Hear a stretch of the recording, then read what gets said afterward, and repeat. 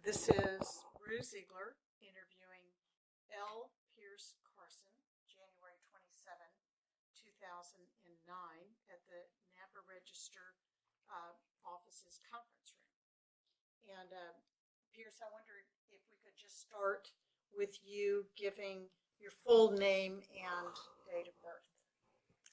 L. Pierce Carson was born in Trenton, New Jersey in September 17th, 1940. Okay, thank you. Well, I have, of course, questions to ask you, but I wanted to just start off by showing you this newspaper account from the Register. The Centennial Edition in 1963, right? Yeah. Yeah, right.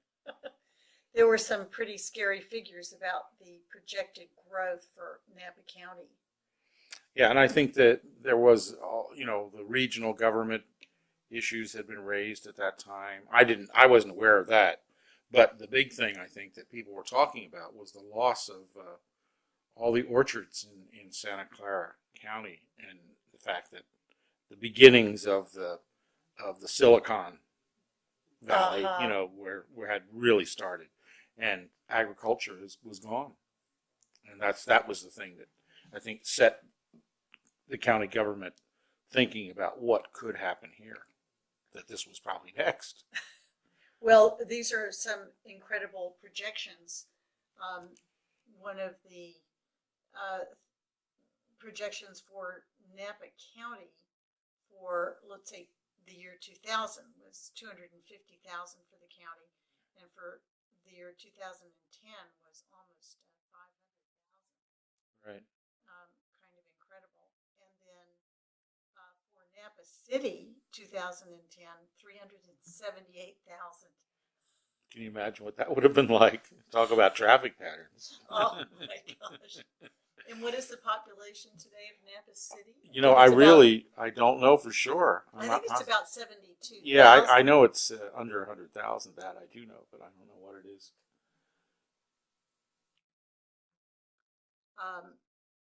Pierce, I wondered if we could start with you just telling us a little bit about your years before you came to Napa County. You grew up in New Jersey? Right, and I worked there, went to school there, eventually was drafted the Army, and wound up in Vietnam, where I met the editor of the Napa Valley Register.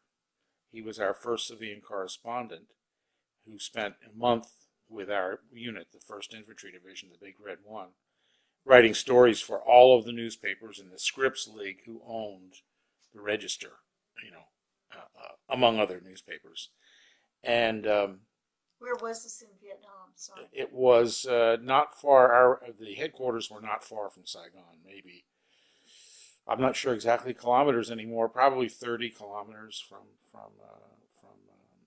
Saigon, Xi'an, and but there were several units stationed around. But they were closest to, as far as big cities, Saigon. And then the Air Force Base was at Ben Hoa, and there was a unit there. Could you just spell that for the transcriber? I think so. Bienhoa. I'm pretty sure that, if I remember correctly. And it was called Saigon then, not Ho Chi Minh City. And so when I left Vietnam, I had hoped to come to the West Coast just to explore employment options. However, the flight that I went back to the States on was going to McGuire Air Force Base in New Jersey, which was 13 miles from my home, where I was raised. So I ended up being discharged there at Fort Dix, New Jersey, was the Army base. And then looking for work, I wound up, I had a good friend who was personnel director at U.S. News and World Report, but they weren't hiring anybody at the time. And so I ended up living in his apartment in Georgetown in Washington, D.C. And what year was this? 1966. And I wound up with a job at American Trucking Association, a trade association, and I put out a magazine bi-monthly. And when I had changed the typeface, the paper stock, and got a color photograph printed, it was time to go, move on. I mean, I wasn't interested in trucking, so and so I had a good Army buddy who kept after me to come to California, and so I talked to him quite a bit. He actually drove back once to Washington and spent some time there. And at that trip, I agreed that I would probably come out to California. So I called the Napa Register, the editor, for some advice. And I said, I understand that jobs are easier to come by in the Los Angeles area, where I don't want to go, and they're a lot harder to come by in the San Francisco area, where I would like to go because my Army friend had moved from La Cañada in Southern California to San Francisco, and San Francisco was where it was happening, wear a flower in your hair, et cetera, et cetera. So he kept. Was this the editor that you had known? Yes, Vietnam? The editor I met in Vietnam. I called him Ross Game. How do you spell his name? Game, Ross Game.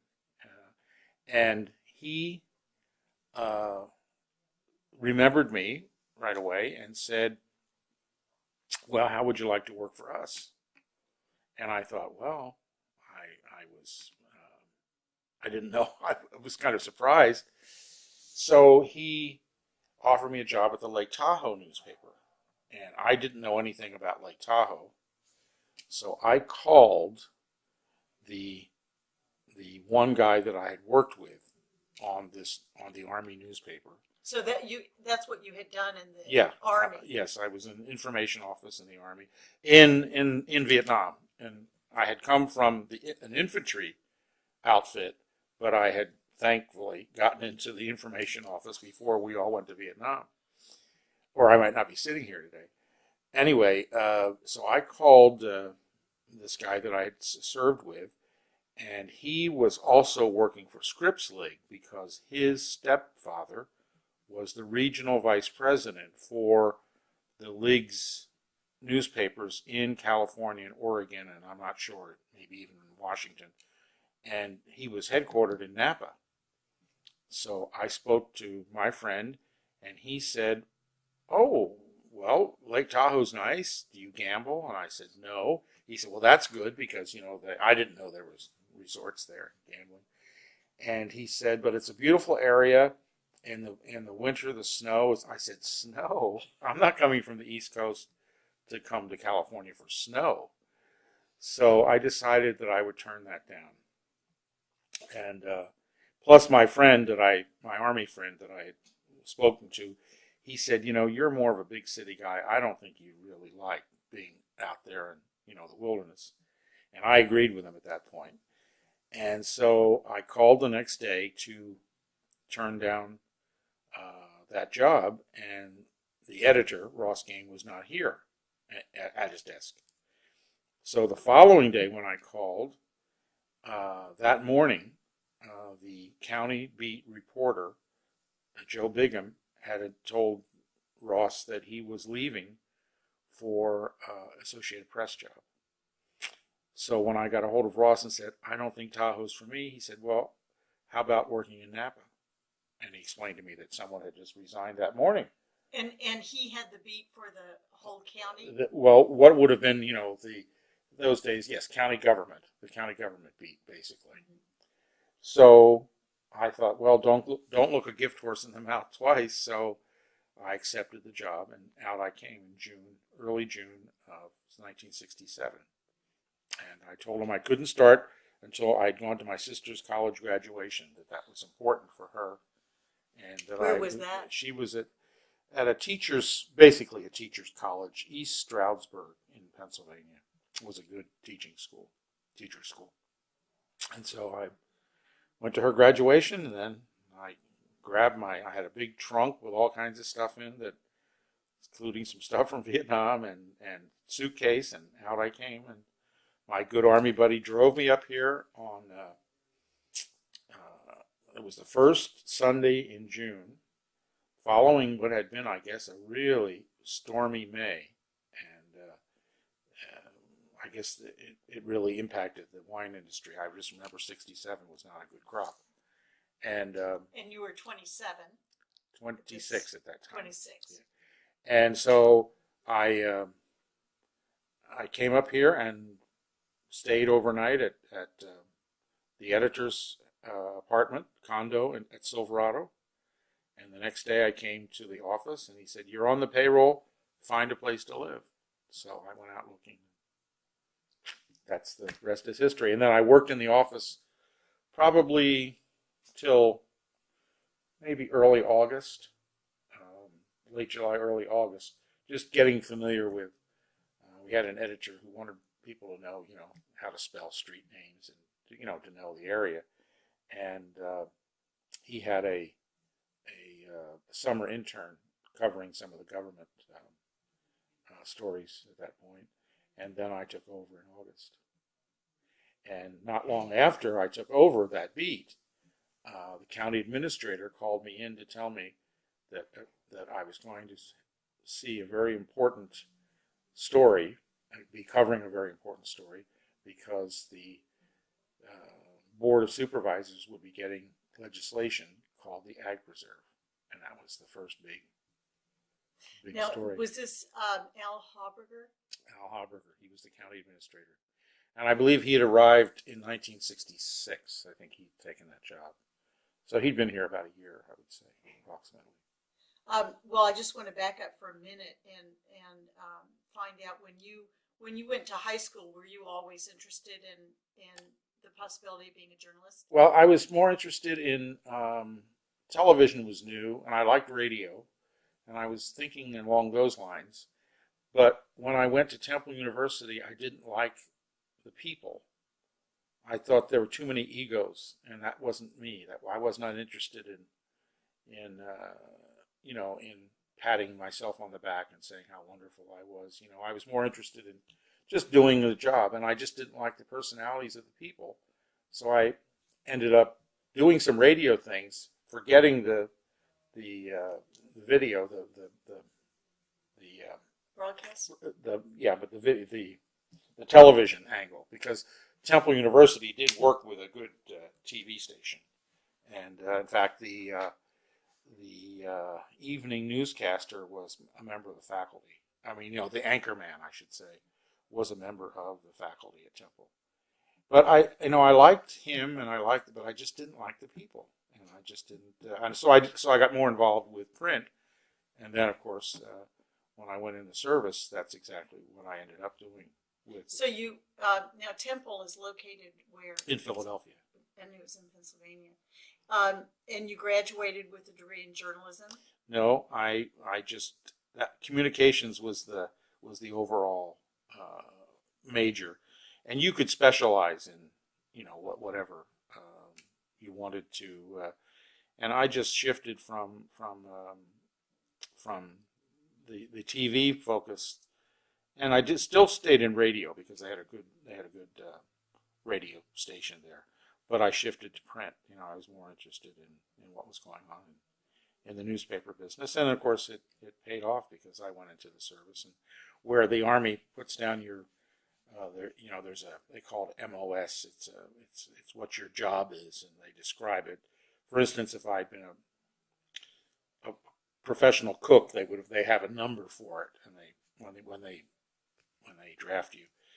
And so when they put down my job, they put none, because they didn't really have anything. I didn't even know that they had newspapers.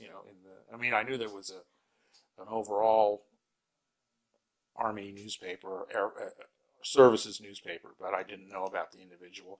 And I don't know that many Army units had it, but the Big Red One always had, wherever they were, they had a newspaper. And so when we sailed to You said the Big Red One. 1st Infantry Division. Oh, okay. Sorry. Army's 1st Infantry Division. And when they left their base, they even if it was a mimeograph sheet, it was a newspaper every day. So on board a ship, another guy and I went aboard a naval troop carrier, and we put out a paper every day. Getting just wire news, but and we passed it out to all the guys on the ship. and then we had my job was twofold: to put together information about individual soldiers for their hometown newspapers or TV stations, and also to put out to write for, and then eventually help edit a weekly newspaper for the First Infantry Division. So all the soldiers in our division had access to a weekly paper, and it was not about the big war story. It was about them, individual stories, and who got awards and funny things. A guy who for example, human interest kind of stories. A guy's life was spared because he was shot in his Star of David, and it deflected the bullet. Another guy was afraid of. He was a point man. So when there are patrols, the first guy is always called the point man. He's very skilled at sniffing out booby traps, those kind of things. But he was afraid of large animals. And when I met him, this was his third or fourth time he had been charged by a water buffalo. And I guess people, when they're afraid of something, he just would freeze. And here is this soldier with a weapon, and he just would freeze. So his buddies ended up having to shoot these, whenever it happened. It was, and this, when I came upon him, there was a dead water buffalo just a few feet from him, and he dropped after they shot. And so I just wrote a story about this guy, and of course I saw him a few months later, and of course the story had made it to his hometown TV and newspaper, and he said, "I'm going to kill you." But I think he liked the notoriety. So those are the kind of things we did, and then on the way over to Vietnam, I wrote scripts about each person we photographed. And we didn't have a video camera; we had a film camera. We sent the film then to the Army Hometown News Center in Kansas City, and then they would process it and send it to the closest TV stations, because the war was big news then. It was 1966, and a lot of TV was not there. There wasn't a lot. So in small town, medium-sized towns where they had TV stations, they didn't have a lot of, except for network, and you didn't wonder how many times you're going to run that same footage. So when they got stuff from us of a guy digging out a foxhole, filling sandbags, doing things, or even being interviewed on the ship on the way over, they could run that. It wasn't sound, but it was film. So that was, and then I would write a script for that. That was my other job. So. What incredible training you had. I mean, that was great for you. Yeah, it was. It wasn't nice to be in the war, but... No, I know. You didn't have time to think about the war. The only time I remember one, a sniper's bullet went very close to the ear. But one time I was just riding in this communications jeep. I was writing some stories about this search and destroy mission, and I also was responsible for getting professional journalists to where they wanted to go with units. And I had done that part of the thing, and so I'm just riding in this communications jeep, and I just thought, this is a target. If there's anybody out there that wants to pick off somebody, it's the communications jeep and the guy with the headphones. So I got out and walked. I didn't ride anymore after that. So now you were you drafted right out of Temple as soon as you graduated? Basically. Well, I worked for a while, but it didn't. Once they see that deferment, they it's no longer they want to get you right away. And of course, I don't think a lot of people were thinking about Vietnam, but maybe the military was. So. When was it that you were drafted? Now, what year? 1966. 1966. Yes. So you served. Oh, I'm sorry. 1964. 1964.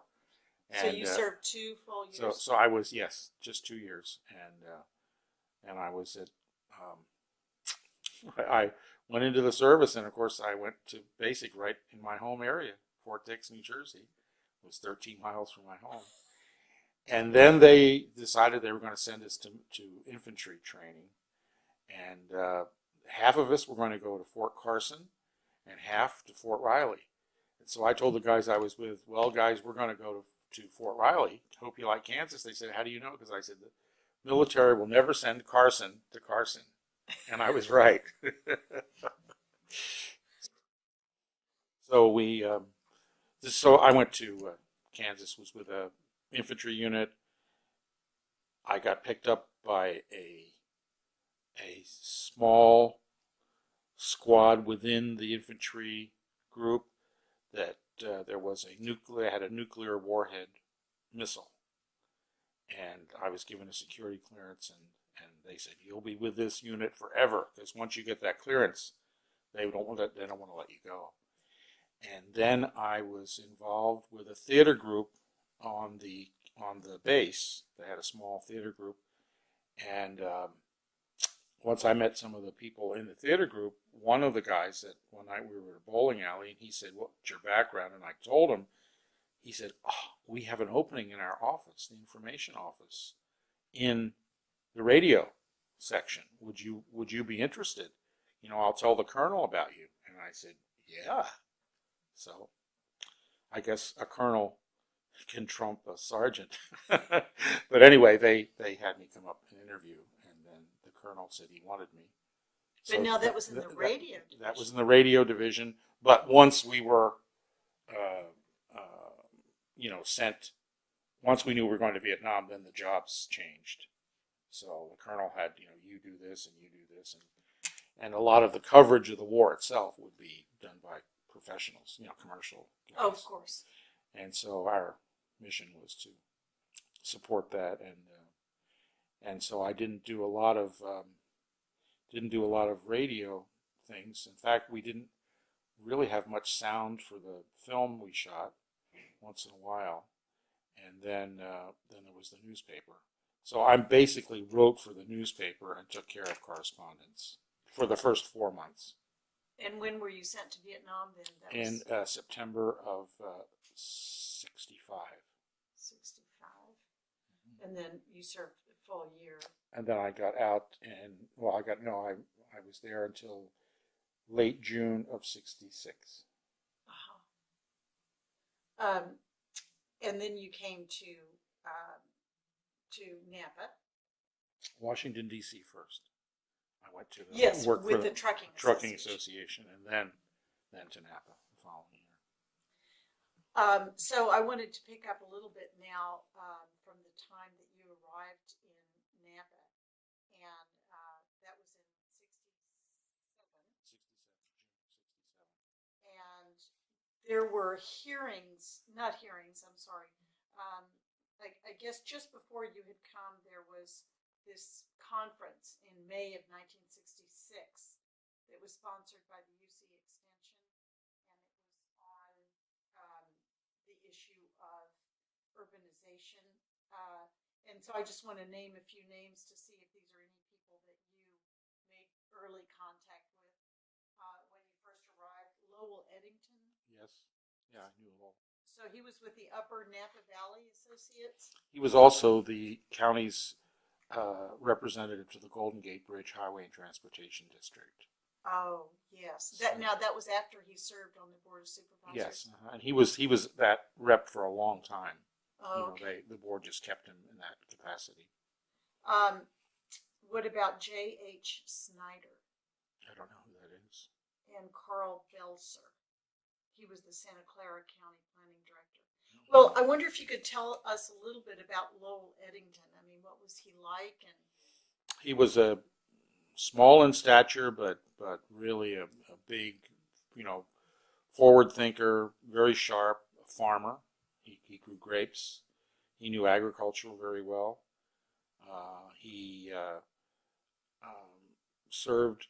I think he had also been on the fair board as a farmer, and which was an appointed position, I believe, always by the governor's staff. Napa County Fair. Yeah, actually, it's the fair here. There's a county fair in Calistoga, and then there's the town and country fair here in Napa. And I think he served in Napa, but he was also on the Board of Supervisors.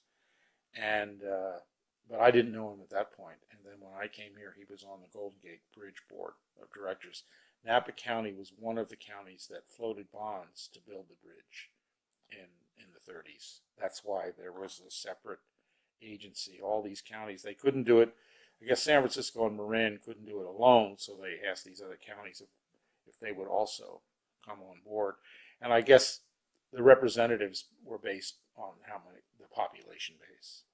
Like San Francisco, I think, had 5 members, where Napa County had 1. Del Norte County was another, Mendocino. So it went right up the state.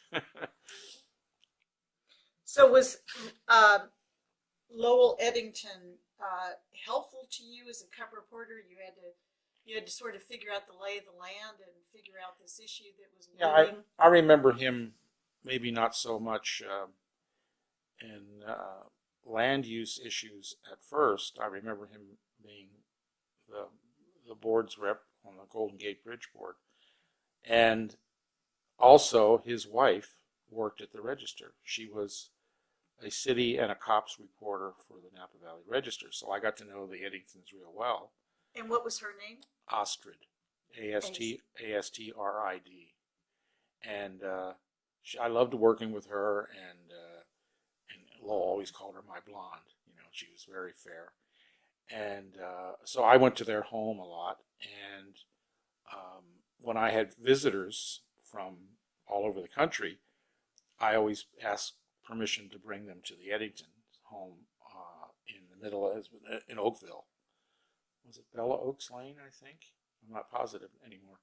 Anyway, we'd go up there, and Lowell was great about giving a tour, talking about wine making, and then educating the palate a little bit with some wines that he knew. So he was a grower. Yes. And so, but he was not a winemaker. No. More often than not, we would drink a little bit of martini wine and maybe some Inglenook or Beringer, you know, some of the wineries that were here, well established. But there was a wine that Martini made, which I believe they still do to this day, although it's not well known. It's called Moscato Amabile, and it's a slightly sparkling wine. And they didn't make a lot of it because of this crazy taxation. Because it was sparkling, they would have to pay a champagne tax, and on and on and on. So Lowell used it as an opportunity to show people who didn't have a wine palate how you could get into the wine business get into the wine drinking business by drinking something a little sweet, then semi-dry, and then dry white wine, and then working your way into light-bodied reds, medium-bodied, and then finally to a Cabernet. And so he was a great educator about wine. And where did he sell his grapes? Do you remember? I don't remember to whom, but I'm sure it had to be to Inglenook or Beringer, you know, one of the established winemakers. Now, between 1866 and 1868, the county was drafting, I guess, language for an agricultural preserve. You said 1866. Sorry. Okay, I just want to make sure. Yeah, too. right. 1966 to 1968. So that had been going on before you arrived already. Yeah, but I didn't know anything about that until Al Haberger called me into his office. I went down to pick up the weekly board agenda, and then because I was new to the county, he always asked me to come into his office when I picked up the agenda. And then he would just tell me about some things that I might want to write about as an advance on the Tuesday meeting. So that in Saturday's paper or Monday's paper, we would have a story about what the board was going to discuss on Tuesday.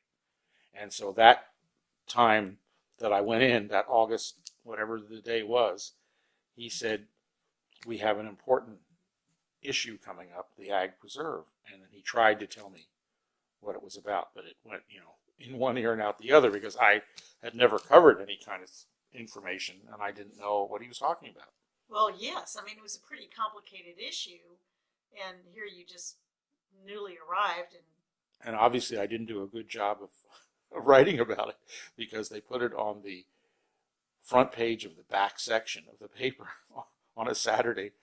And, but that was, I didn't understand it. And I think I just reiterated what the ordinance said. And, if you're reading an ordinance, it's not very enlightening. And this was just legislation, and it was going to do this and this and this. And that's basically, and until the hearings began, I really didn't know the importance of the issue. And so this was the completed ordinance that they had drafted up. Yes, the first copies, I believe. Well, I know that the first proposed ordinance, was calling for 40-acre minimum lots. They eventually compromised and made it 20, but it was calling for 40-acre minimums and those kind of things. And somewhere along the line, Felix Vandershoot was the chairman of the Napa County Planning Commission.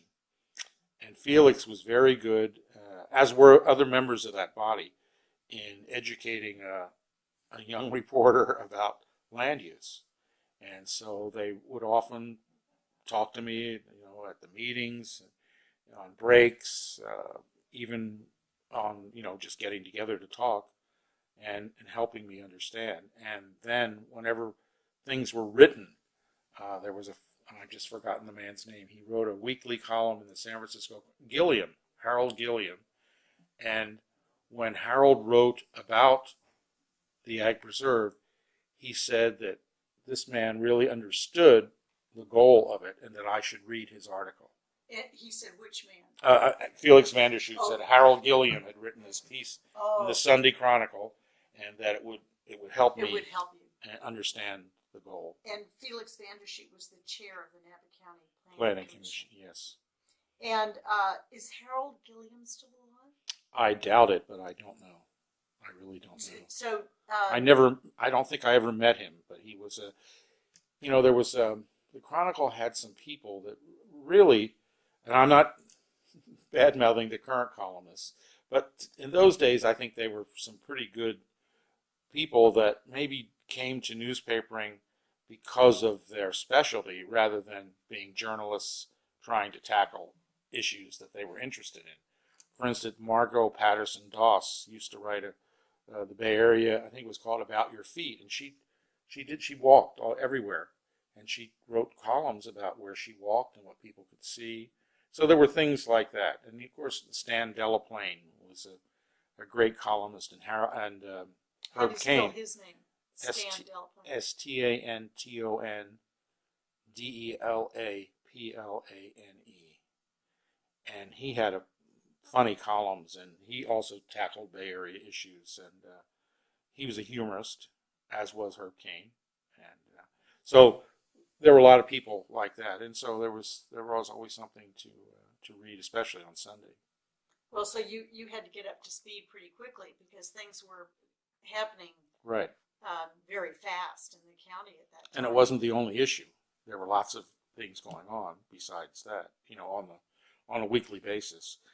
And I was covering the Board of Supervisors, as well as the police beat here was shared by 3 people. I covered the Sheriff's Department, so any cases that they investigated. I covered the courts, so I did trials. I covered the weekly sentencing hearings for the Napa County courts.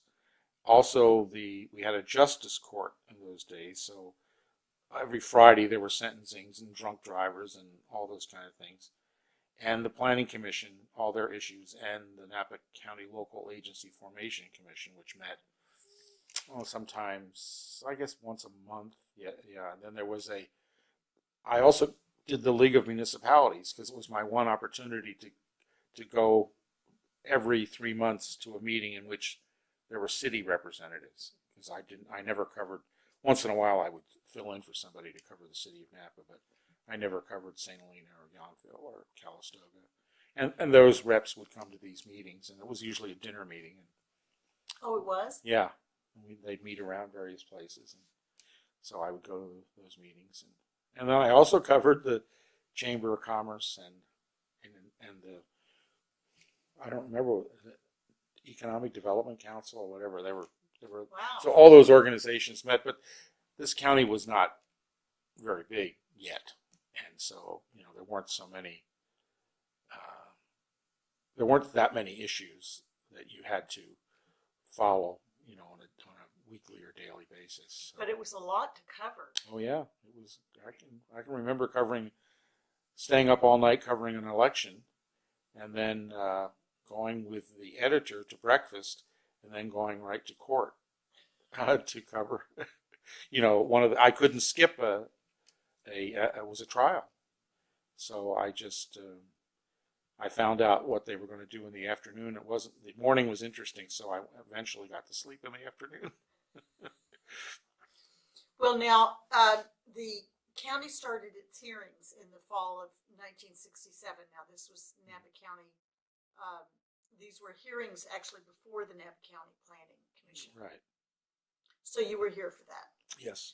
And there was another guy that I worked with, and the two of us covered the hearings, or at least I always read his stuff if I didn't cover that particular. And what was his name? I don't remember. I'm sorry. I looked it up. Was he young, also like you? Yeah, he was. Yes, he was probably a little older than I, but in his late 20s, early 30s. And I'm sorry, I looked it up and I read those pieces recently, and I've forgotten his name again. It was Jim something, and I don't remember his last name. Now, Vern Cotter was the planning director. Yes. What was he like? Or what do you remember about either Vern or any of the other members of the Napa County Planning Commission? Well, Vern was pretty quiet. He was he wasn't a real forceful guy. He was, I think, a good staff person, and I think he was a hard-working guy.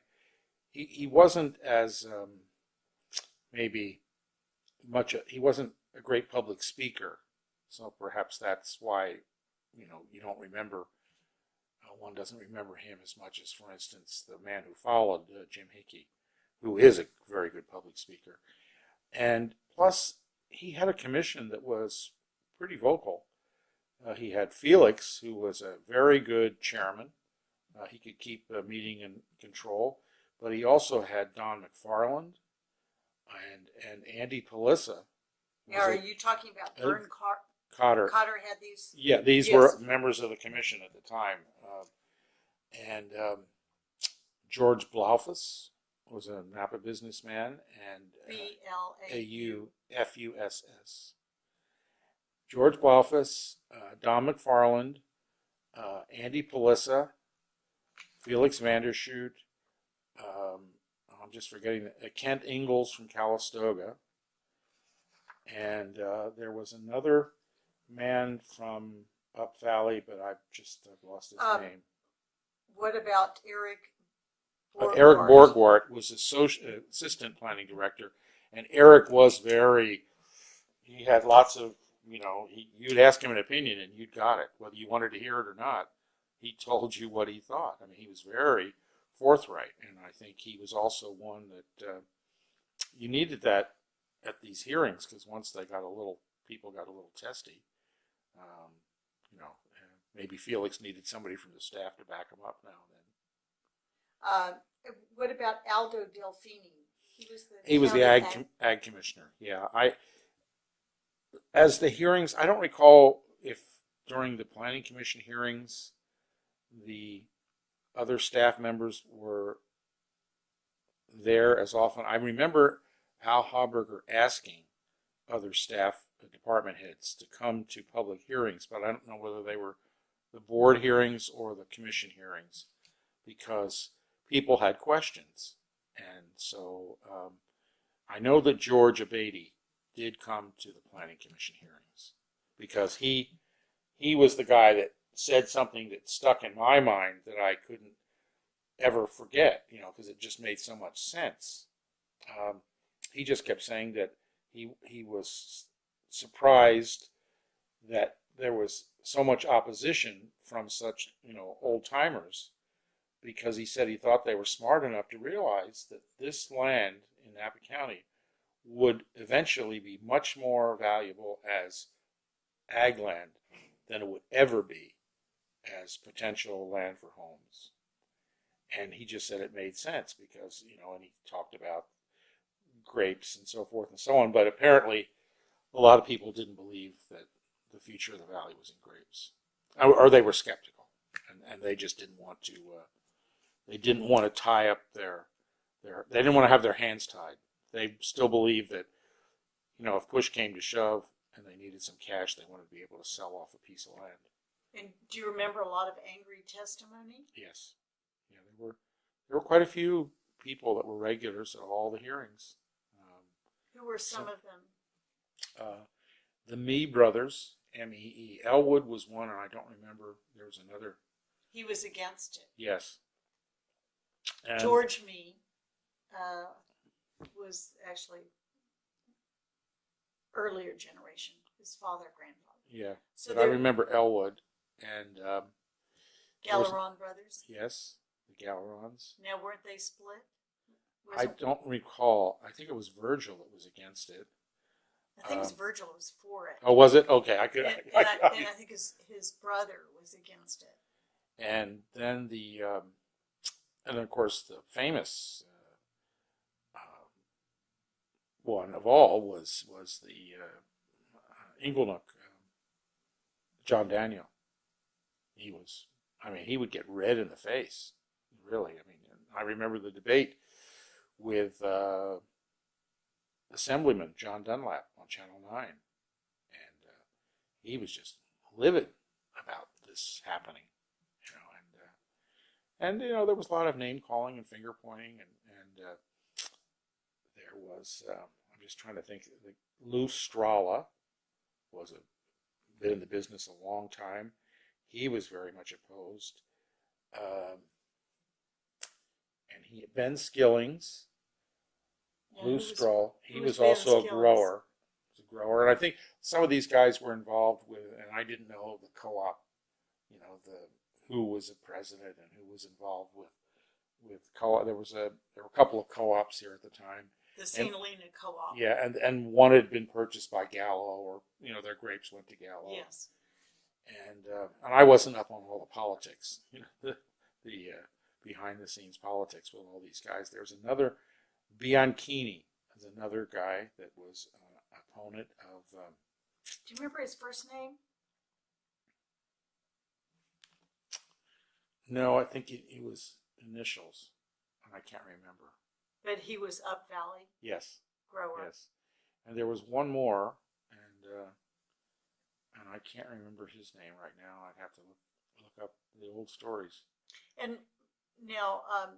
Let's say someone like John Daniel, his primary argument was that he wanted to reserve the right to be able to subdivide his land. Well, that was one, and I think he just didn't like government interference. I really think that was one of his big issues. Property rights. Right, exactly. Advocate. Right, exactly. And he just felt that some of these guys were, dreaming that, that the future of agriculture would be just all grapes, and so it was. It was difficult. I couldn't personally. I was always surprised there was so much opposition because I thought, well, isn't that what these farmers want to do? They want to have their land. I thought it sounded like great protection, and then when the Williamson Act was talked about, and they could put it in for 20 years, it was protected, and I just thought, wow, what's all the big deal? And that was kind of what I heard because there was a lawsuit after the enactment. It didn't go any further than Superior Court. They never appealed it beyond. Yes, I wanted to ask you about that in a minute because I've had conflicting. But the judge said to me after it was all said and done, Judge Consgard obviously couldn't sit on that case. So when I guess the whoever appoints judges to come and sit, they sent this gentleman from Sonoma County, I'm pretty sure, and so Judge Consgard told me that he had asked this judge that when he ruled that would he call me into his chambers and explain his ruling to me, because Judge Consgard always did that, and so was very good about that. So this judge said yes. So when it was all done, and he had ruled and so forth and so on, and I went in to talk to him, he looked at me and said, "What was all the fuss about? I don't understand. This seemed like such a good deal." And he was just basically ruling on, did they do it right? Now, what did they follow? This was the suit that gets filed later. Yes. And we're going to talk about that. It wasn't resolved until 1971. But first, I wanted to ask you a little bit now about, there were two groups of hearings. So there were the hearings with the before and by the Napa County Planning Commission, and then the Planning Commission sent the legislation to the Board of Supervisors, and they had their hearings. Right. And do you remember a difference in the two groups of hearings, or were they pretty much? No, there was still the same. Maybe there didn't seem to be a lot of proponents stepping up to the plate initially. I don't recall, but finally, when the opposition got so strong and were being, pretty boisterous and making threats, even Louis Martini finally issued a statement and thought that they were all wet. And really, a lot of people, Bob Mondavi got it. People really came forward and they felt the need to tell the board that they supported their efforts, and I think that was the only major difference, other than that more and more people would show up. I think initially some of those, one of the St. Helena hearings had a lot of people. And George Abatey recalls, and I don't know whether it's because of his recollections or mine, that the opponents sat on one side and the pro-opponents on the other. And I guess somebody told George he better be careful that night where he went by himself, because somebody didn't like things he'd been saying about. And he was just there to provide facts, background. People ask a question, and they'd say, "Well, then you're going to, what was it? I guess lower my property values if this goes through." And then he said, "No, I'm going to raise them." And they didn't want to hear that. So it was, the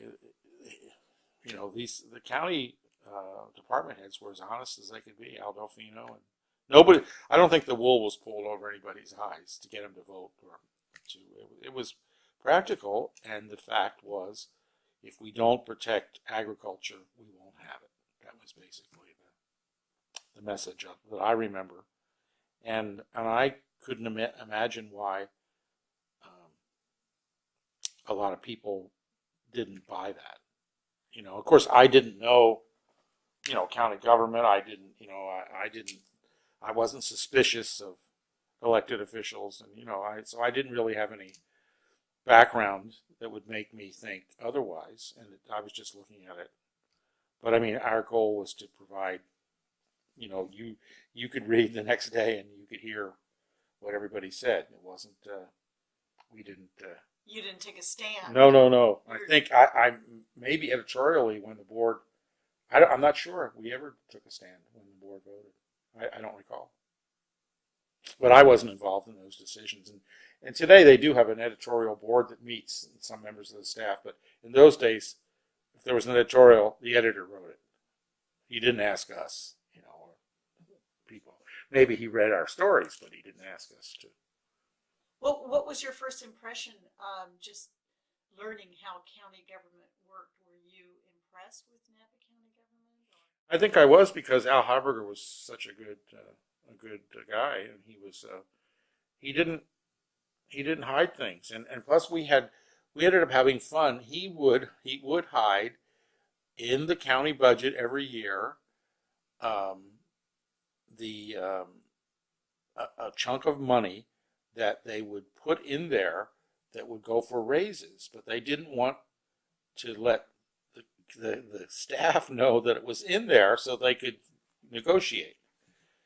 And so my job was obviously to look over everything, and I would find it every year. And he would laugh, and he'd say, "Damn it, I can't hide that." Well, there'd be something in there, like for the airport, there would be some huge figure for some project? And I'd say, what's this airport project? And he'd go, oh, you've done it again. I mean, I'm not bragging about myself, but my job was to go through the budget and to ask questions if I didn't understand it, and I didn't understand a damn thing, so I was always asking questions. So you mean in that case he was hiding it under an airport project? Yeah, It was really. It was really the money that was going to go. I mean, they would transfer it out, once they'd had a meeting and they'd negotiated what the raises would be and all that kind of stuff. But in order to put the budget together, he had to put everything in there, so they weren't adding money, later. That was funny. But I got to know Al's family, and I went to, the fact that I was single, I went to their home all the time. Thanksgiving, went there a lot, and got to know them. Where did they live? On Big Ranch Road. Uh-huh. I think Pat still lives there today, and Al's son Mark has a farm, Big Ranch Farms on Big Ranch Road. He's the guy that does all the beautiful tomatoes at the farmers markets, and so I went out there. They always had people from when the Japan Airlines came here and put in their school at the airport. There were people from JAL who went to the Harvarders for Thanksgiving dinner. I mean, they always opened up their home to people. And he was a real straight shooter. Yeah, people say he didn't. Real direct. Yep, he didn't. He would. I was amazed at him because I guess I'm a lot more tactful, but Al gave you a straight answer if you asked the question. Was he likable? Yes. I'm sure some people didn't like him. Maybe because he was too straight a shooter, but I like that in someone, and he was very helpful to me, and so I got along very well. But and I understand working at the newspaper, often people wanted to know me because maybe they had an ulterior motive. So I understand that, and so but I never looked at somebody in that frame of mind. Because it doesn't take very long for you to figure that out. Yes, it shows. Yeah, it really does. So no, the county staff was great, and the guy who preceded me before he left, he took me to meet all these various department heads. He explained to me something about them. The fact that the county clerk and the treasurer and the tax collector, who am I leaving out? I think sometimes the assessor, they all got together, maybe not every afternoon, but more often than not, and had coffee together. And Joe Bigham, my predecessor, would meet with them. That I was always invited, so I would go, not as often as he did, but he always said it was they'd sit around and talk, and sometimes there would be some good story ideas generated. And this was at the county offices? No, they always went to a coffee shop downtown Napa. So, do you remember the name of it? No, I don't remember it. So how do you spell the name of your predecessor? Bigham, Joe Bigham. Joe Bigham. So it was a very good way to get information and get to know. And they were great. People were great. Judges were great. I mean, you couldn't imagine. I went to a judicial conference at Berkeley years after I started here, and some of the issues were about dealing with and talking with the judges. And when it came my turn in the circle of people to talk, and I said I was from Napa County, oh, you got Consguard. So what did they mean when they said? Because he was terrific with the press. Oh. He just said, there's no such thing as a closed door, and if there was maybe a reason because it was in the statute, and he believed in keeping an open communication. So what was his title as judge? Napa Superior Court Judge. Napa Superior Court Judge. Department 2. We had 2 departments in that time. Now there's 4, I think, or 5 departments. And how do you spell his name? Kongsgaard. So he was. It sounds like you were lucky because there were a lot of county officials who were really good guys. Yeah, it was terrific. They were very helpful, and I never had people didn't say no. I mean, and Wade Shiflett was the Justice Court judge, and his son, one of his sons, well, one is a doctor, but one is a grape grower now, and so and his widow is still living here in Napa, and Olga, and he was great. And he would call me in and go over things and ask my opinion and and just and kibitz and so it was. So you had incredible access. Yeah, the sheriff Earl Randall was terrific. I didn't obviously that was my part of my beat at the time, so I didn't really know the police chief as well or the head of the highway patrol because they were divided up. But sheriff was great. We had a very good, and I'm not saying this, I'm not bad-mouthing other investigative agencies, but I think the sheriff's department was terrific because once they realized that the radio reporter, Pat Stanley, who has worked at the Register here since he left the radio station, but he and I were covering, the same things at the sheriff's department, and there seemed to be several issues in those early days, big cases, murder cases, things like that, that the detectives in charge could call us in, they could tell us everything and say, you can use this and this and this and not the rest. We would argue, well, please let us use that, but if we lost, if they said no, we didn't use it. That was, so once we had that trust, then sometimes our stories were even better, because we had the background. So there were some very good people that worked here. And what was the radio station? It's KVON. KVON. It was the AM station. This is before they had the FM. So now a lawsuit. First the ordinance gets passed. That's April 9th, 1968, by a 4-0 vote from the Board of Supervisors.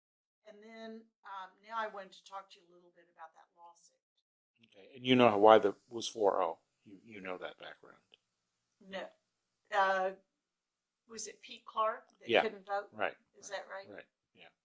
Because he was ill and he missed the first part of the public hearing. And so at first there was a thought that he could catch up by listening to the tape recording, and the county council thought that may not be a good idea. So he advised him against voting. But no one knew. A lot of them, they didn't know how the others were going to vote. Oh, they didn't? No. And so I think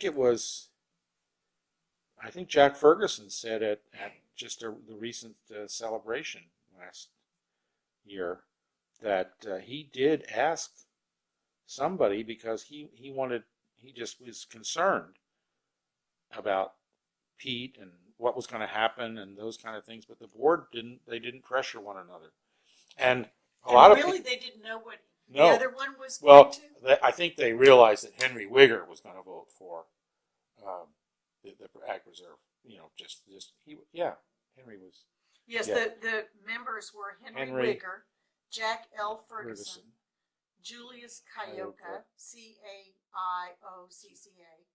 Dewey Anderson, right. and Pete Clark. Right. And so it was obvious that I think Henry Wigger was going to. Yeah, and I think they thought Dewey would, but they weren't. I don't think Jack. I think Jack maybe asked Dewey that day, but they thought because of the constituency of Valley that Julie Caioca might not vote for it. And I don't know what he was thinking that morning or that afternoon, but I saw the confrontation outside They met in the city council chambers because there were so many people. And because the boardroom was very small.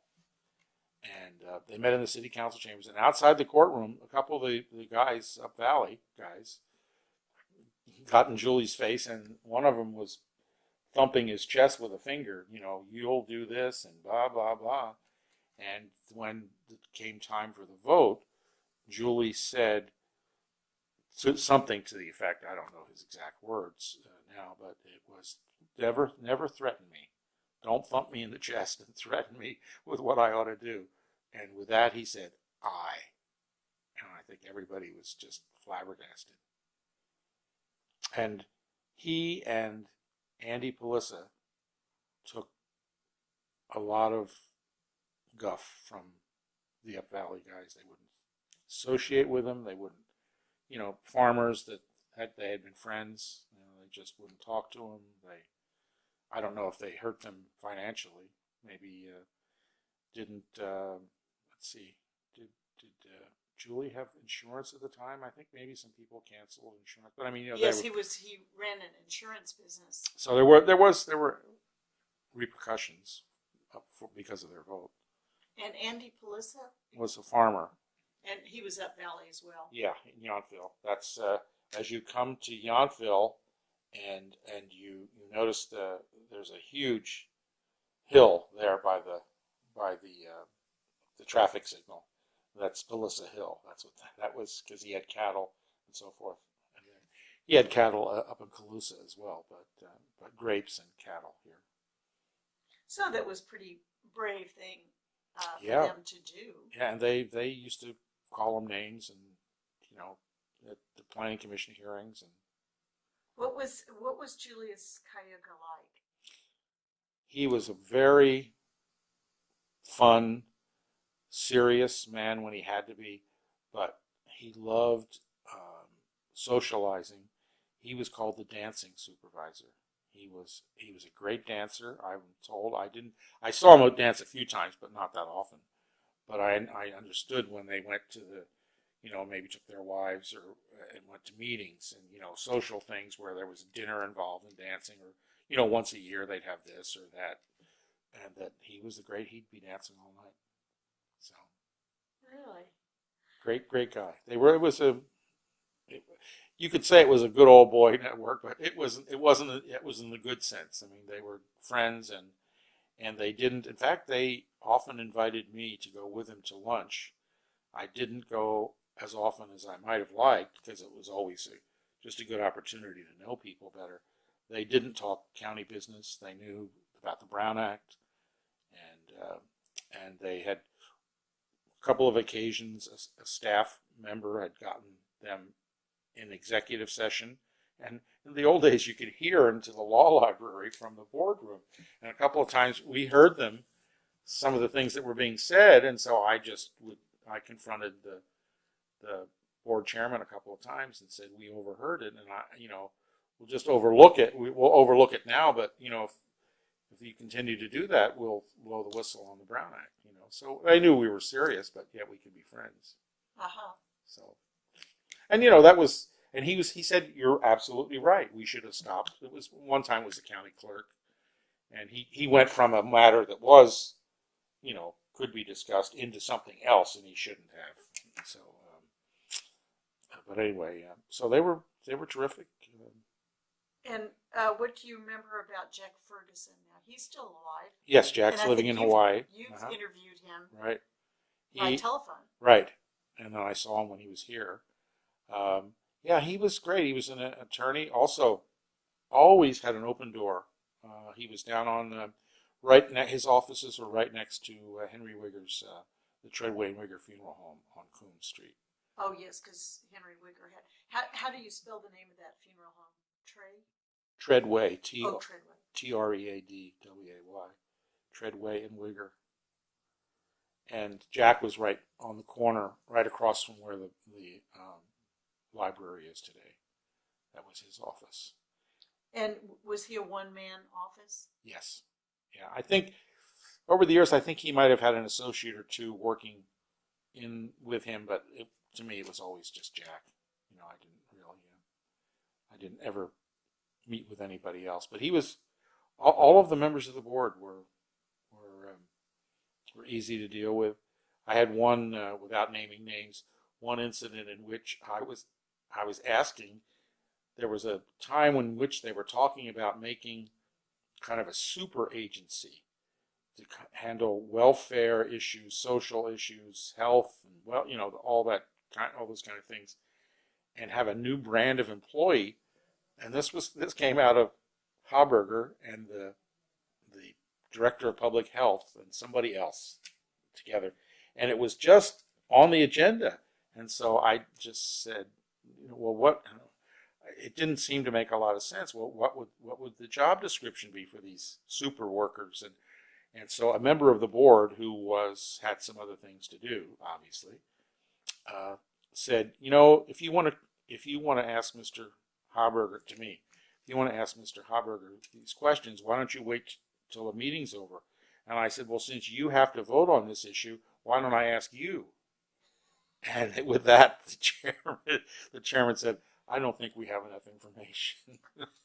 So let's put this off. And it never came back. Really? Yeah, it never came back. So it means once in a while, I think as a representative of the media, we do kind of stick our nose in there for the general public. But, in that case, it worked. With a good outcome. Yeah. I mean, it was questionable. It might have been a great deal, but it wasn't fully fleshed out, and somebody wanted to ram this through. And I'm not saying Al Haberger did, maybe the public health director, who I think it was. And he's no longer with us, but I won't. You can't speak ill of the dead. Right? Now, what do you remember about Dewey Anderson? Dewey was a really is a conscientious guy. He's still with us. I thought he was a great supervisor. He knew how to conduct meetings. He was level-headed. He was a good business sense. I believe he and his father, I'm not positive. I know he had a garage for a while. An auto. Yes, automobile. Auto repair. Yeah, I think so. And I really knew him more as someone who worked in real estate and also had a wonderful horse farm. And his daughter was a great, let me get it right. Is it dressage, I guess is the correct. Yes. And so I actually went with the Andersons a couple of times, because I had never been around horses. So I went with them a couple of times to events and competitions and awards ceremonies and things like that. And then he had a big horse farm. Yes, on I think it's Wyatt Avenue, but it's in Coombsville. But I'd been to the house. Joyce Anderson loved That's cooking. His wife? Yes, she passed away.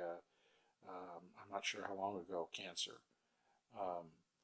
She was a great cook, and she loved to do corned beef and cabbage, and I loved it. And so whenever she did it, she always called me, and so I used to go.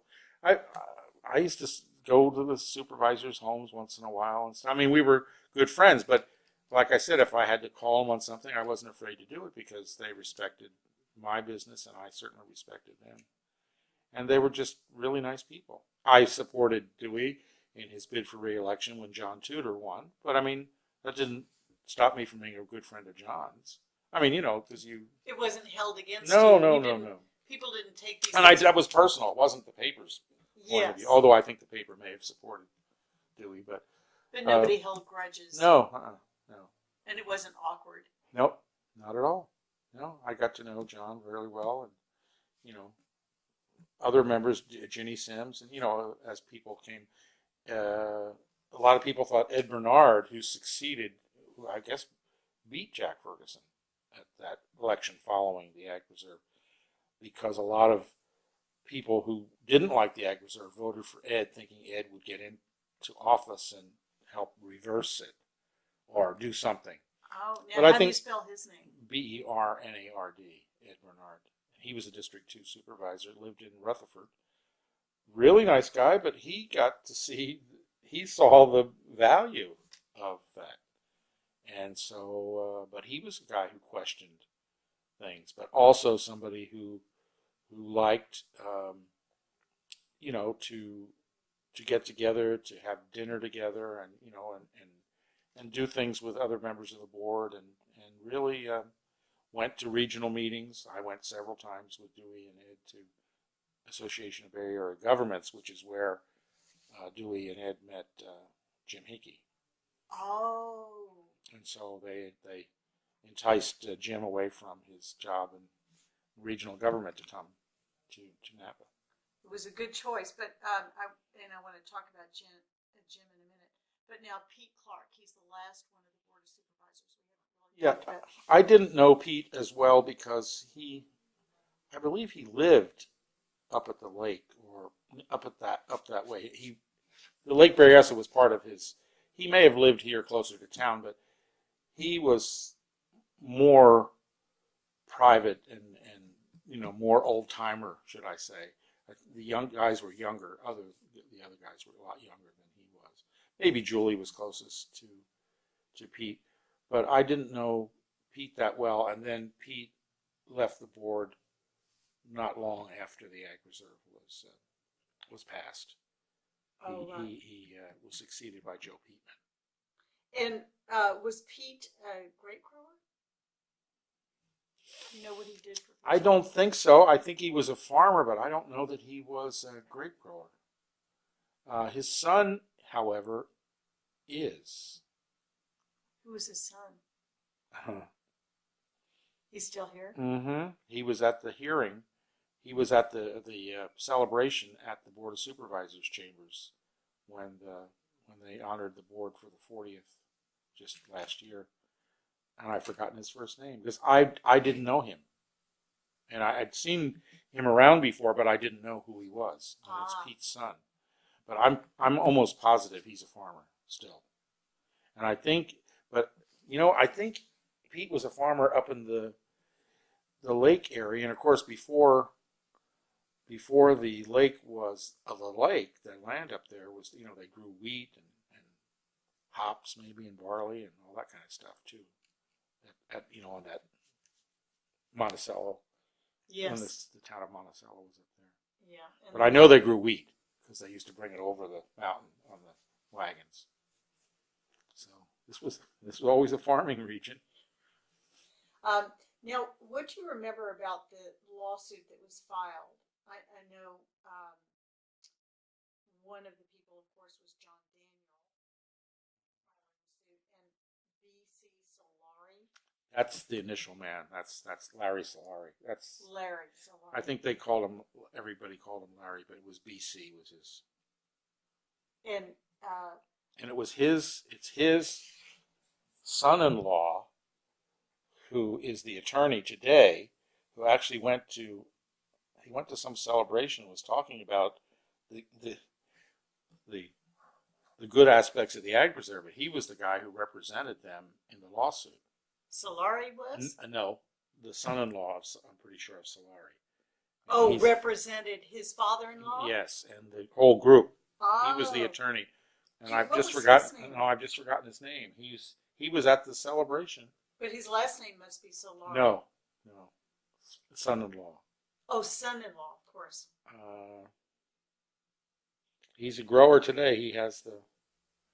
No, that's not Dan York. No, Dan was county council. Yes. Steve Hackett? Steve Hackett succeeded Dan York as county council. Okay. You can't remember. I thought there was a San Francisco law firm that was representing them. Oh, so the son-in-law was with his San Francisco law firm. And I'm sorry, I just forgotten his name. I can see his face, and it just escapes me. He's in the articles. So. Okay, so I should find him. He was a fairly young man at the time. And what do you remember of B.C. Solari or Larry Solari? I didn't know him at all. Oh. Other than I just knew he was an opponent. And Cameron Baker was another. That's the attorney. Cameron Baker is the attorney. Oh, he's the son-in-law. Yes. Okay. He's the attorney. Yes. Oh. So he was with a San Francisco law firm. Mm-hmm. Yes. Ah. And I just remember the judge. What was the judge's name now? Let's see. I've forgotten. No, you're talking about Napa County judge. No, the judge who ruled on the lawsuit was from Sonoma County. Oh, okay. This is what I don't understand. So a lawsuit was filed in Napa County, and And the two judges recused themselves. oh, So then, Koensgaard and Blankenberg. and Blankenberg, not Sublet. What was Blankenberg's first name? William. Well, so Koensgaard and William Blankenberg recused themselves, Right. and then what? And then I believe it's the Judicial Council appoints someone to come and preside.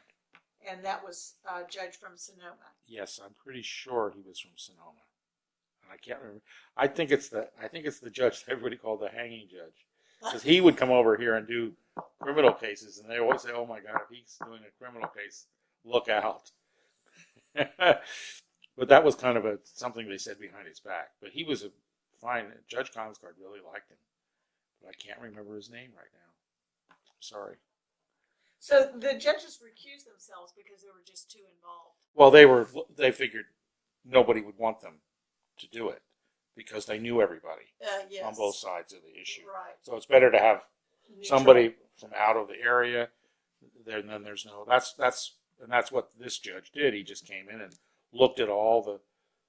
I don't know. I don't recall going to the hearings very much because they were pretty technical about if they followed this and they did that and where the ordinances followed, all those kind of things. And that's what the judge then said to me after he ruled. He said that they had followed the law. I mean, I think they were challenging various aspects of were they in compliance when they did this, and this, because obviously they couldn't stop somebody from enacting new legislation just on its face. Yes. And so they were challenging how they did it. And the judge said they did it perfectly. There were no problems with how the county followed it. And I think he may even said off the record that not allowing Pete Clark to vote was smart. Things like that. Yes, because it could have been a problem otherwise. Right. So that was in Superior Court, and Yes. he the judge upheld the order. Yes, he said that was they had followed the letter of the law, and that was the ordinance was enacted as they did it. And there was no appeal. No, they never. They could have, but they never did. I think they realized that they had lost. Yes, that's where it gets confused because some people that I've interviewed weren't sure and thought that it had been appealed. No, it was never appealed. Okay. I know that for a fact. Because I think you have to do it within a certain amount of time, and it was never. Nothing was ever filed. And certainly, if you're talking to anybody, Cameron Baker would know whether or not he filed an appeal. That would be the end of that argument, because he was their attorney. Now, through all this time, do you remember talking at all to Dorothy Erskine, who was so influential? No. Well, now the next thing I wanted to ask you is it's 1973, and there are two new members of the Board of Supervisors, John Tudor and Jenny Sims, and they became very involved in sort of the aftermath of the ag preserve. And I wonder what you remember about that. For instance, raising the 20 acres on the valley floor to 40 acres and then talking about the watershed. I think it just all seemed to fall in line. I don't remember them being I don't think there was much opposition. I think people by that time had seen that it was a good thing, and I don't think there was. There could have been some opposition with people not wanting to make the parcel minimums larger, but I don't recall that there was any kind of stink. People seem to. Well, you've seen the votes that we've had for various environmental ordinances, and they always pass, by pretty good margins. So I don't think we've ever had, anything. I don't think there have been people. I mean, we had issues with the airport. I mean, they wanted to allow some larger jets to land, and when the Japan Airlines came, and Oh, I all the didn't know issues. Yeah, there was a environmental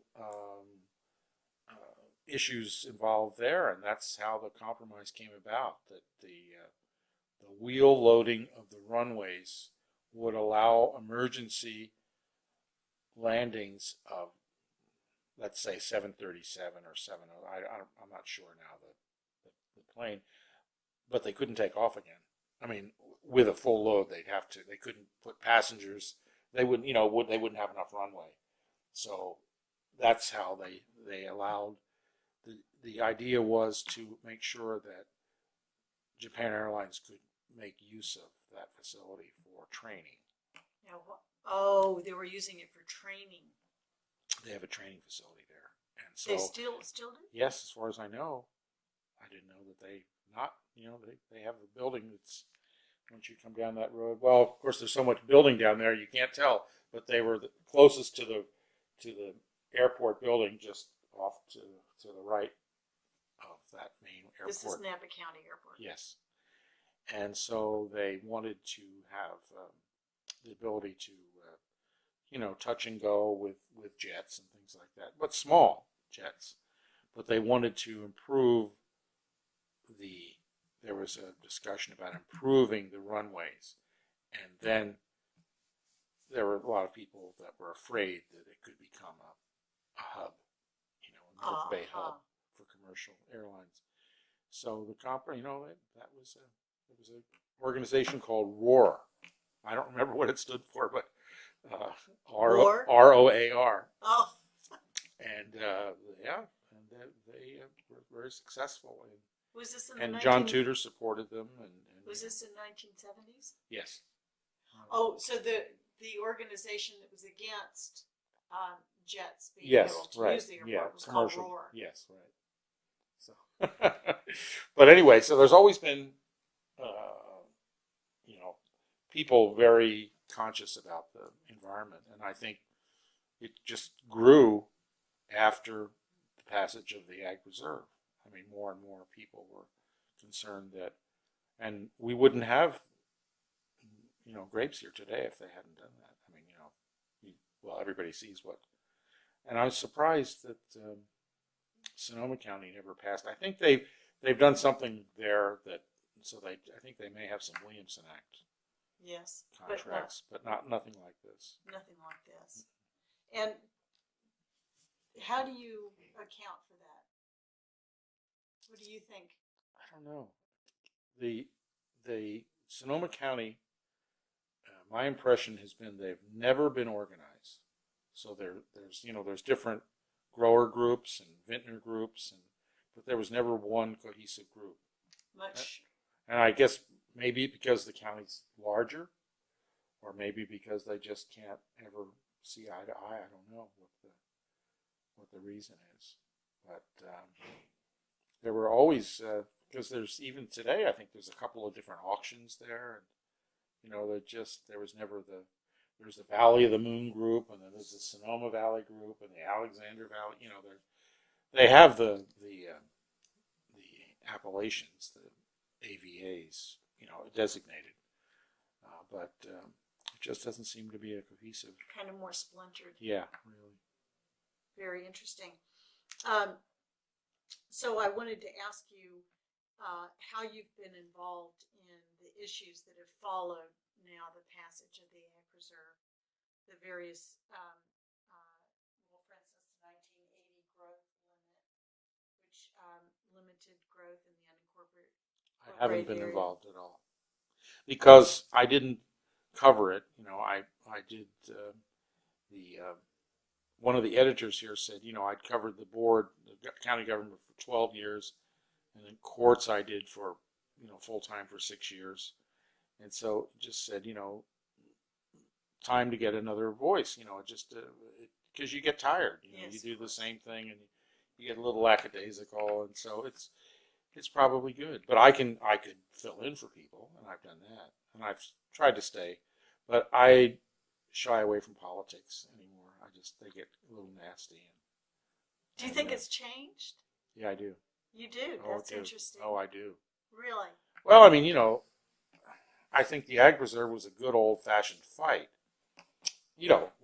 one side against the other. But I think today there's a lot of dirty politics and pushing money around and guys kind of coming in and not, I've just seen these various campaigns where they won't tell you who they're representing and all that. Come on, just be upfront about it, and you don't have to bring in muscle from Southern California. You mean sort of lobbyists for for causes candidates and putting together financial campaigns and there's so much money sometimes raised with that. I just I'm just not interested.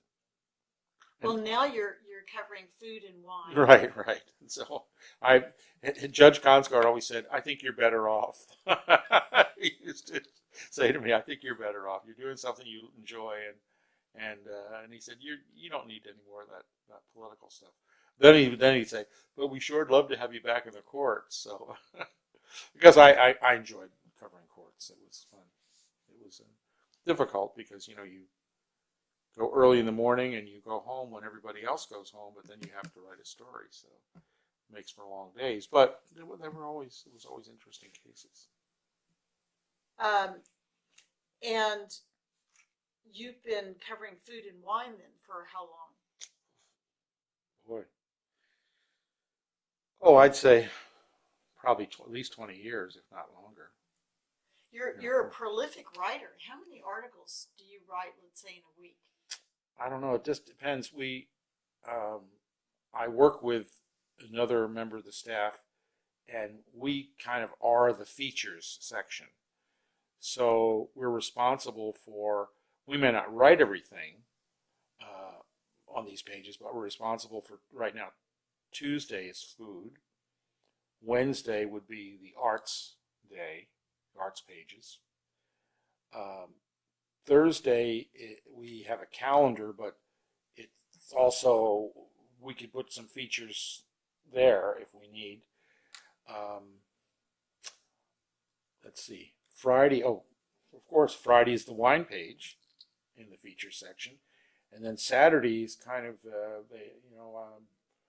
the environment, gardening, those kind of things. So that's 4 days a week that we're responsible for those pages. Although I don't do anything on the Saturday gardening pages usually. I mean, that we have other writers and columnists. But I'm writing about wine on Fridays. I might do, well, if you take today, being Tuesday, I wrote a column about, we call it Taste of the Valley. It's usually about restaurants or food things or a variety of things that people are interested in, related mostly to food. Well, I guess it would be because it's a food page, but it's about, today's column is all about restaurant Bouchon doing tasting menus, which is new for them. They usually just have a set menu, and they change the menu every once in a while, daily specials. But now they are going to do throughout the year tasting menus of dishes from various regions in France. Oh. So they've done Burgundy this next week, or actually starting tonight, for a week. Will be dishes from Alsace, and they'll do Provence, Brittany, Normandy, etc. throughout the year. So I wrote that piece. Then I wrote the main feature is about the new chef at Brix. They've gone back to their original name. They have a new chef since early this year, and she's well known in the Bay Area. No nonsense, very good food, basic, simple, and Gingras pack. And then I also wrote, from last week, I went to the Fancy Food Show, so I just wrote a piece all about new products or things that at least look new to me that are on the market. And then I probably will have a wine column this week, but I won't be writing the main wine feature this week, but I may write it next. So it just depends. And then if this week there had been some, thing of the arts that I was responsible for, maybe I also do reviews, theater and music reviews, because that's always been an interest. I've done that forever and ever. Renaissance man. Well, I like to do it, and I did it ever since I've been here, so it's always been fun. And And you did a number of articles on the 40th anniversary Right. of the Ag Preserve, so Right. you went sort of back to that. Right. I went back and I read everything that I wrote and other people wrote. I went through all the, well, I shouldn't say everything. I went from summer of '67 through summer of '68 and went through all the editions and read, everything just to refresh my memory about Well, yes, what of we course. did, what we did write and who was who. That's And- why, even so, I couldn't remember Cameron Baker's name or B.C. Solari. Have those been digitized, the Napa Register stories, or you go back through a file with hard paper? No, they're in volumes. They're huge. The paper itself, but they're in books. But they're in books. They're Yeah. all bound Right, together. they're bound volumes. Are those volumes that are available to members of the public? Yes, peruse? except some of them now may only be available on, well, they used to call it microfiche, so I don't know about in the library system. I know that the register is available at the Berkeley Library, and then I believe everything is still available at the Napa City County Library. On microfiche. Yes, right. Well, I wanted to thank you, Pierce, for giving us your time. Sure. It's extremely valuable to have your contribution because you were so involved, and I love the idea that you were this cub reporter trying to figure out complicated county politics. Yeah, and it was fun. I mean, it was I didn't have any distractions other than I had my own life, but I mean, what was that? I mean, to me it was fun, and I was always the guy that the publisher and sometimes the editor would say, we can't. Can you cover that rubber chicken dinner at the Chamber of Commerce? And to me that was fun because I would go out and I'd meet more people. An interesting story. I don't want to drag it on too long, but just as an example, the man who ran the local, I guess it was Pac Bell then, but the telephone company office, Glenn. Oh boy, Glenn. I've just lost his last name, but terrific guy, fun.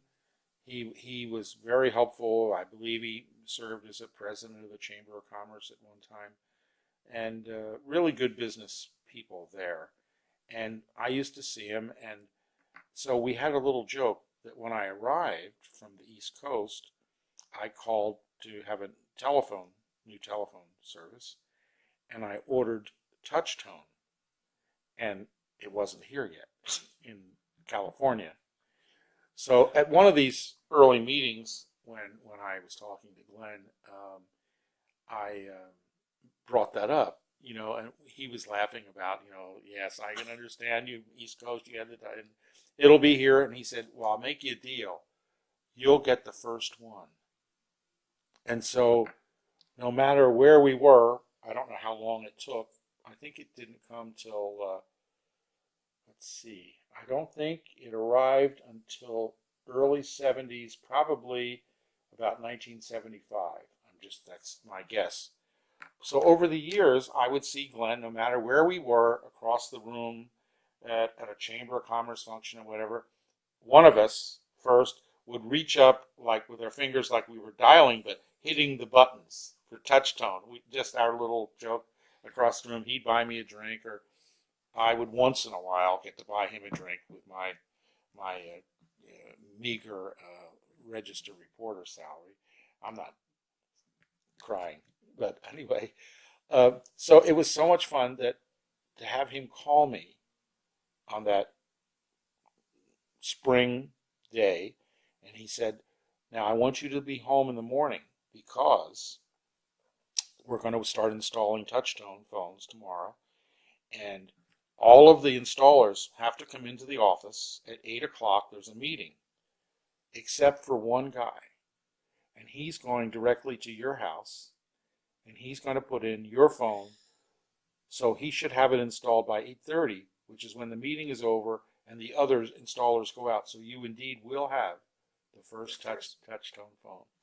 And I thought that was just a great, because those are the kind of people who were, running businesses here, who were genuine and just nice to deal with. And So for me, covering Chamber of Commerce and those kind of meetings, they were always fun. Nice guys. And nice women too. There are a lot of businesses run by terrific. Dorothy Taki ran Napa Electric for years and years and years, and she introduced me to women in business, and there were all these great organizations. Terrific. Her How do you spell her name? Tockey, and her niece was the secretary manager of the Chamber of Commerce. Oh. So that's how I got to meet Aunt Dot. So it was always nice to be at a meeting with Aunt Dot. Aunt Dorothy, but they called her Dot. Aunt Dot. Is there anything you'd like to add? No, I'm just thank you for the opportunity to just ramble on. You had such an interesting career. Yeah, it's been fun, and people say, "Well, aren't you going to retire?" And I said, "To what?" I mean, I might as well. If I go home and say I'm retired, I'm sure they'll call me and say, "Could you please do this?" Or, this, or they'll just call because nobody knows the background of that or whatever, So, Well, are you one of the longest employees here? Yes, you are. Mm-hmm. So you have more than 33 years. 41 years. Oh, 41, of course. You have 41 years of accumulated knowledge. That's extraordinary. And a woman who works in the ad department who puts the paper together, how it looks as far as the ad lines and all those things. She's been here, I think she's been here 50 years or close to it. But she started, like right out of high school and worked in the old building when the register was downtown at First and Coombs, where Sushi Mambo is today. Was in that building. So, that's amazing. So anyway. So you're you of all the reporters here, you have been here the longest. Yes. Well, you've been here the second longest of any staff. Right. With the register. Right. Sure. Did you think that you would? No, I didn't know. I had no idea. I just, but I liked the area very much. It was, I would, like for instance, the first time I went to Germany and looked at the Rheingau and those incredible, the Lorelei and all those incredible slate hillsides with the Riesling, I thought, wow. And then I came home and I looked at Stag's Leap and I thought, wow, I don't know that Germany's any better than this. And so over the years, there have been a couple of opportunities to take on other jobs, but they were always, what I always had to think, the grass is not always greener. And so, when you think about it, I think if I had been offered maybe a job on a foreign desk somewhere, I might have jumped at that. But that didn't happen, and this was a pretty special place. Once you get involved, once you know the background of Napa County and the history and the agriculture and the wine and the great people in the wine industry, just fascinating people.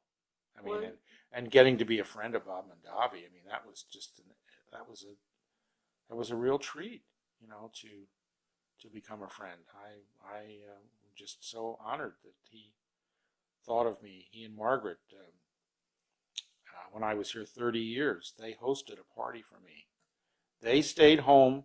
They didn't go to New York to accept an award. Margaret and Annie got an award for their cookbook.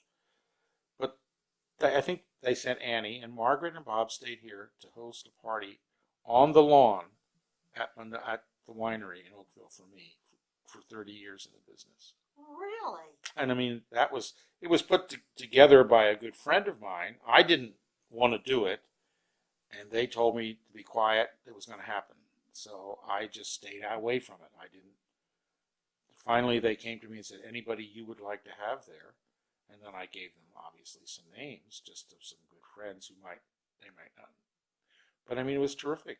They asked wineries and chefs. There were 24 chefs, and all these wineries came and poured wine, and it was terrific. And but I wanted to control a little bit of it because I didn't want it to turn into one of those awful, where people talk and talk and talk. So I asked Judge Consgard to because I said there'll be some kind of program. Would you be the MC? Because I knew nobody would do anything. That was a good idea. So he kept it short and sweet, and they always gave me a bad time here at the paper because I was a friend of Bob's. That Bob could do no wrong, and I would never say anything. And I was so pleased that day that when the microphone was handed to Bob Mondavi, he said, "While he doesn't always write everything that we'd like." Uh-huh. I thought, thank you, Bob. And I didn't even coach him. So that was very nice, and just to have people like that were good friends. And that was an incredible thing to do. Yeah. And I, for my 20th year, I guess maybe it's because I hosted a little wine tasting party in my backyard and just out on the patio. You live here in Napa? Yes. And so I'm back on Napa Creek and not far from Embassy Suites. And so I was looking for some wine from '67, but I knew that was not a great vintage because the weather was terrible, and they'd had all these rains and it knocked the flowers off, so flowering was bad, and there was frost, and I just knew it was a bad vintage. And so I was looking for some wine, and I just stopped by, going up Valley. I stopped by to see Margaret Mondavi, and so I said, I don't know that you have any wine from '67. Do you know of anybody? Where do you think? And she, I think, put something I knew, but I'd forgotten. Alex Dierkeising from Calistoga. They have All Seasons Restaurant and the Hydro. But Alex was always a collector, and I mean, he drank the wine, but he bought things at the auctions, and he always had great wines. And so she said, "We don't have any. We have no '67. It was just awful. Whatever we had, it's gone." And then she said, "Why?" And I said, "Well, I'm going to host a little wine tasting thing tomorrow night." I said, "What are you doing?" She said, she looked and she said, "Oh, nothing. You want Bob to come?" And I said, "Yeah." So they came, sat out in the back patio, and I went to see Alex, and he presented me with, as he was pulling out one bottle, I thought, "Oh, this is great. I wonder how much it'll be." And then he pulled a second one out, then he pulled a third out, and I thought, "Oh, I'm not going to be able to afford these wines." He gave them to me. Really? And there was not. I wasn't going to do anything special for him. He had a restaurant. He wouldn't have had any agenda. No, not at all. He really, because those are the kind of people that were in the business. And he said, "Enjoy, have a good time, friends." And of course, he knew that Bob was going to come. And then I had opened a bunch of other wines, including something from Krug that Bob had a part in making that wine. And I had, I don't know, 8, 9 friends out there. And when I went, I had the 3 from '67, and I was going to open them. Bob said, No, you have too much wine here now. Let's just this. He said, "Why don't you keep them for another? We'll have another celebration sometime. So, or share them with other friends." So one bottle, they were Inglenook, Charles Krug, and BV, the 3 '67 wines.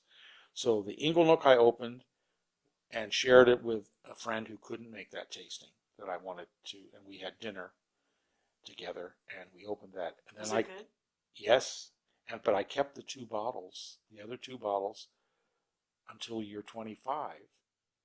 And Margaret hosted a dinner at their home, and I got to invite my friends, and we opened those other two '67s for the cheese course. So, Were they good? yeah, they were good. But I remember Alex saying, drink them within a half an hour because the fruit will disappear. So, with those kind of, those kind of things were just terrific. What an You can't, incredible experience. you can't buy